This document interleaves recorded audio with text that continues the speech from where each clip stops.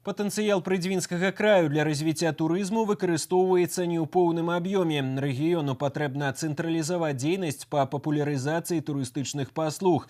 Такі вердыкт вынеслі на апошнім пасяджэнні аблвыканкама, дзе прааналізавалі выкананне дзяржаўнай праграмы «Беларусь гасцінная» на тэрыторыі Віцебскай вобласці. Тэму працягне Сергей Місурагін.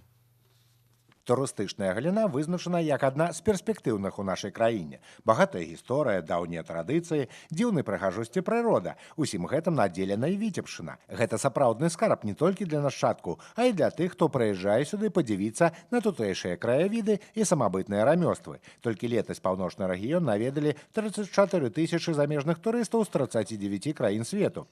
Экспарт турпаслуг прынёс больш за $12 мільёнаў у абласны бюджэт, але найбольшай папулярнасцю замежных вандроўнікаў карыстаюцца айчынныя здраўніцы. Более 100 баз уже введено или реконструировано на территории Витебской области.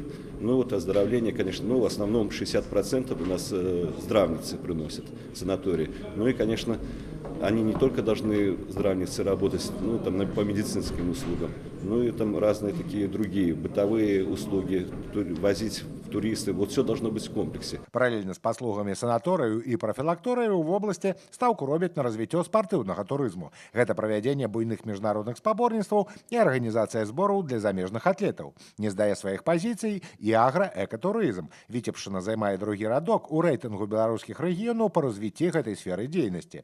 Значная праца вядзецца і па стварэнню турыстычнай інфраструктуры. У мінулым годзе ўведзена ў строй больш за 100 аб'ектаў, сёлета 50. Але пры ўсім гэтым адказ на простае пытанне губернатара, дзе ў выхадныя можна пакатацца на лодцы, знайшоўся не адразу. Віцебшчыну называюць краем блакітных азёр. Іх налічваецца каля 2000. І як мы выкарыстоўваем гэта багацце? Практычна ніяк. Прыезджым гасцям няма дзе пазагараць, паесці, весела адпачыць. І гэта далёка не адзіны прыклад, дзе мы уступаем прадстаўнікам іншых краін. Прычыны такой сітуацыі старшыня аблвыканкама бачыць у наступным. Вы сегодня, по сути, министр спорта в области. И вы отвечаете за спорт. А туризм, он уже как идет вторично, так он и идет вторично. И вы на ход событий не влияете. Вы рядом с туризмом. Где-то что-то, но чтобы кардинально повлиять сегодня, протащить инвестора, какой-то проект сделать, что-то, как у вас на это физически времени нет.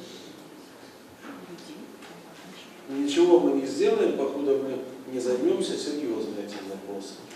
Сучасныя рэаліі падказваюць стварыць у вобласці спецыялізаваны цэнтр, які будзе займацца толькі турыстычнай сферай і надзяліць яго супрацоўнікаў шырокімі паўнамоцтвамі. Гэта дазволіць не толькі сфарміраваць эксклюзіўны турыстычны прадукт, а і прафесійна займацца яго маркетынгам. Турызм павінен прыносіць грошы ў бюджэт. Сергей Місурагін, Дмітрий Котаў, навіны Віцебск.